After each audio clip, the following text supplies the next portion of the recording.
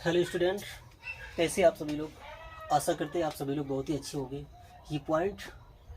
जो सांप से रिलेटेड है, मैंने इसके बारे में आपके सामने ये सारी सूचना रखी हुई है। इस सूचना यानी कि इन्फॉर्मेशन को जानना जितना उन स्टूडेंट के लिए ज़रूरी है जो कक्षा 12वीं की क्लास बायोलॉजी से अपना स्टडी कर रहे हैं, और उसके साथ साथ उन व्यक्तियों के लिए भी जानना ज़रूरी है जो व्यक्ति अपनी ज़िंदगी जी रहे हैं। ठीक है, क्योंकि सांप से रिलेटेड ये क्वेश्चन है। ठीक है, तो इस क्वेश्चन में सबसे पहले मैं एक बात बताता हूँ कि अगर किसी व्यक्ति को कोई सांप काटे तो वह उसकी दो पोजीशन होती है। एक तो वह पोजीशन कि वह व्यक्ति जीवित रहेगा, दूसरी यह पोजीशन कि वह व्यक्ति मृत्यु को प्राप्त कर लेगा। ऐसा इसलिए होता है क्योंकि जीवित रहने पर उसे विषहीन सांप ने काटा था जिसके पास में विष नहीं था, और मृत्यु को प्राप्त कर लेने के मतलब यह है कि उस व्यक्ति को ऐसे सांप ने काटा था जिसके पास विष था। तो ये दो बातें जो है ना, अब इन दोनों बातों के अकॉर्डिंग आपको इतना तो समझ में आ गया कि सांप दो प्रकार के होते हैं। तो अब एक चीज़ मैं आपको बताता हूँ, वो भी किस चीज़ के बारे में, विषपूर्ण सांप, यानी कि जिस सर्प के पास में विष मौजूद हो उसके बारे में यहाँ पर डिस्कस करेंगे। ठीक है, तो उस चीज़ को डिस्कस करने से पहले देखिए, ये आपकी हेडिंग दी है विषैले सर्प के दांत। विषैले सर्प की दांत के लिए आपकी डेफिनेशन जा रही है, इस डेफिनेशन को अच्छे से समझ लीजिए। ठीक है, देखिए इसमें कह रहा है विषैले सर्प के दांत मुख के ऊपरी भाग में आगे की ओर या एक या एक से अधिक जोड़ों की संख्या में होते हैं। मतलब इसमें ये हुआ कि विषैले जो सर्प होते हैं उसके मुख का जो ऊपरी भाग होता है, उसका ऊपरी भाग यानी कि ये और इसका जो आगे का जो भाग है यहाँ ऐसे इस प्रकार से दांत एक या एक से अधिक जोड़े में दांत पाए जाते हैं। ठीक है, और ये नुकीले दांतों के बारे में कह रहा है कि ये नुकीले इनके अंदर एक अत्यधिक सक्रिय सुरंग जैसी नली होती है। दांतों के बारे में कह रहा है कि ये दांत जो है ना नुकीले होते हैं, और इनके अंदर यानी कि प्रत्येक दांत के अंदर एक पतली सक्रिय सुरंग जैसी नली टाइप की होती है। ठीक है, बहुत ही पतली सुरंग जैसी नली होती है जो काम क्या करती है, जिससे सबके विष ग्रंथियों से विष दांत की नली से होकर पीड़ित व्यक्ति के शरीर में प्रवेश कर जाता है, और कुछ देर बाद पीड़ित की मृत्यु हो जाती है। मतलब ये कह रहा है कि सांप के नुकीले दांत के अंदर जो तुम्हारी सक्रिय जो नली थी, ठीक है, उस नली का काम क्या होता है कि सबके मुख में क्या होता है, विष ग्रंथि होती है। जब सांप किसी व्यक्ति को काटता है, ठीक है, तो काटने के साथ उसका जो विष ग्रंथि होती है, उस काटने के साथ साथ विष ग्रंथि पर एक दबाव पड़ता है। ठीक है, दबाव पड़ने के साथ उससे जो विष होता है, विष तेजी से निकलता है, और सांप का जो नुकीला दांत के अंदर जो नली होती है, उसी नली में से होकर इंजेक्शन की तरह बॉडी में सर्प का विष पुट कर देता है, या अपने आप पुट हो जाता है जब सर्प किसी व्यक्ति को काटता है। तो इस प्रकार से उस व्यक्ति के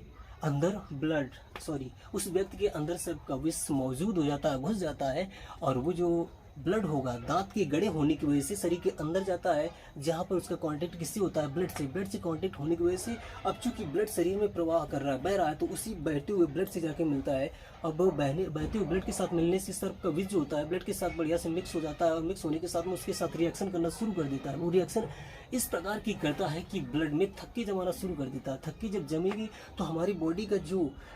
खराब वाला जो अशुद्ध जो रुधिर होता है, ब्लड होता है, वो जो हमारे दाएं अलिंद से होकर दाएं निलय पर पहुंचकर हमारे फेफड़ों से शुद्ध होने के लिए जाता है, वो वहाँ तक नहीं पहुंच पाता है, और अंततः क्या होता है कि हृदय को हमारा वो पर्याप्त ब्लड नहीं मिल पाता, जिससे हृदय अपना काम करना धीरे धीरे कम कर देता है। कम करने के बाद में एक समय ऐसा था कि हृदय में पर्याप्त ब्लड ना पहुँच पाने की वजह से हृदय से आगे की ओर यानी कि धमनियों की तरफ कोई किसी ब्लड की कोई मात्रा आगे बढ़ ही नहीं पाती है। जब आगे कोई मात्रा नहीं बढ़ेगी तो शरीर के अन्य जो पार्ट होंगे वो अपना काम करना बंद कर देंगे। तो धीरे धीरे ऐसे क्या होता है, अब चूंकि अब शरीर में ब्लड का सर्कुलेशन भी नहीं हो रहा है, ठीक है, तो ब्लड का सर्कुलेशन ना होने की वजह से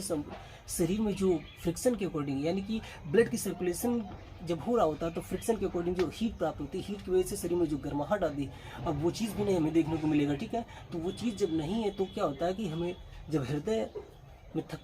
ब्लड में थक्का जम जाता है तो हृदय अपना काम करना जैसे बंद कर देता है, तो क्या होता है कि ब्लड का सर्कुलेशन नहीं होता है, और ऊष्मा हमारे शरीर में गर्माहट नहीं रह जाती, तो हमारा शरीर ठंडा पड़ने लगता है, और अंत में शरीर मृत्यु को प्राप्त कर लेता है। इस प्रकार की यहाँ पर बात जो थी मैंने अपनी भाषा में बताई है। ठीक है, इतना हो जाने के बाद में एक चीज़ मैं आपको और बताता हूँ, यहाँ पर सर्प विष की प्रकृति ऐसा कहा है, तो इसमें सर्प का जो विष होता है उसकी प्रकृति, उसकी क्वालिटी, उसका दिखावा देखने पर उसका या रूप स्वरूप वगैरह कैसा होता है, उसका स्वाद कैसा होता है, ये सारी चीज़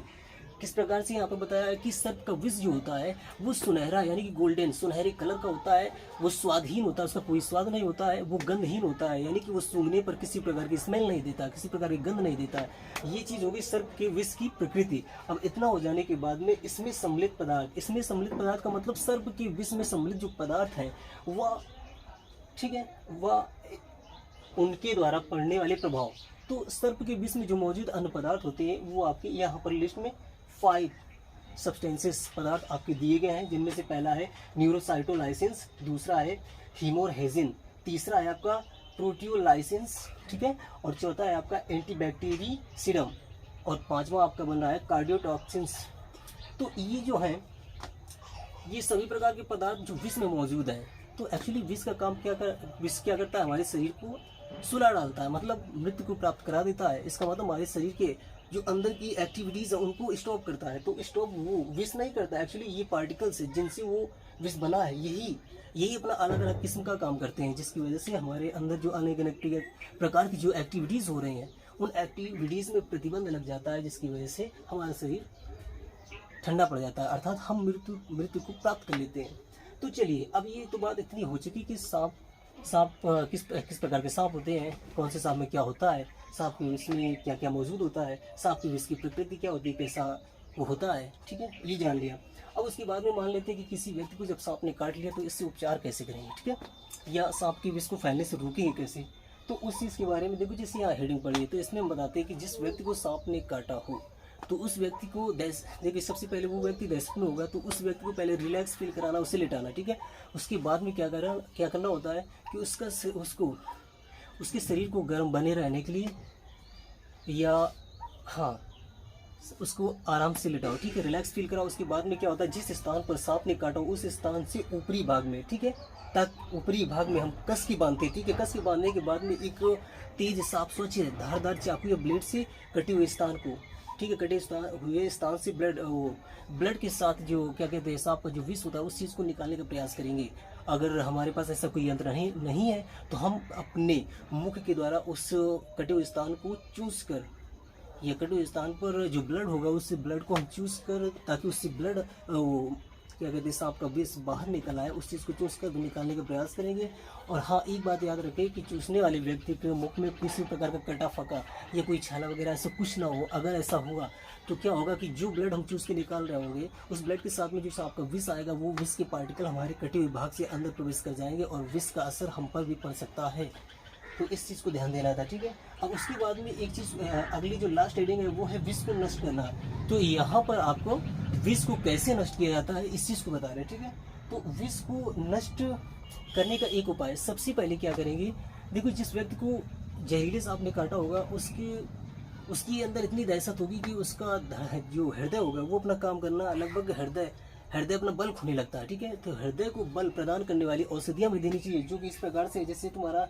एड्रेनालिन हो गया, ठीक है, और बेनेड्रिल हो गया, इस प्रकार की जो औषधियाँ वो हृदय को बल प्रदान करती है। उसके बाद में बाद वाला जो उसका उपचार है, जैसे कि इंजेक्शन, यानी कि विष को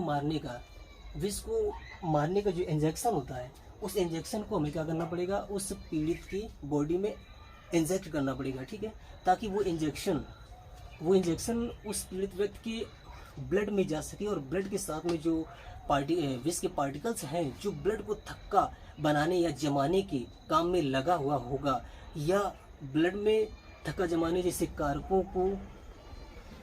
बढ़ावा दे रहा होगा, उस चीज़ को जाके वो इंजेक्शन नष्ट कर सके, ताकि ब्लड तुम्हारा ना थक्का जम सके ना ऐसा कुछ भी ना हो सके और व्यक्ति साफ स्वच्छ या सेफ बच जाए। तो ये थे हमारे अंदर के अपने कॉन्सेप्ट,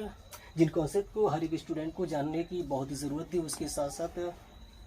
किसी प्रकार के गांव, शहर, देहात, किसी प्रकार के व्यक्ति को ये भी जानने की ज़रूरत थी ताकि वो कभी भी इस प्रकार की अगर घटना घटे तो उस घटना का उपचार भी वहीं पर कर सके। तो आशा करता हूँ ये वीडियो आपको बहुत अच्छे समझ में आया होगा, और वीडियो अगर पसंद आया हो तो हमारे चैनल को सब्सक्राइब कीजिए ताकि इसी प्रकार के और भी इम्पोर्टेंट वीडियो मैं आप लोगों को दिखा सकूँ, ठीक है। तो thanks to you all to watch this video.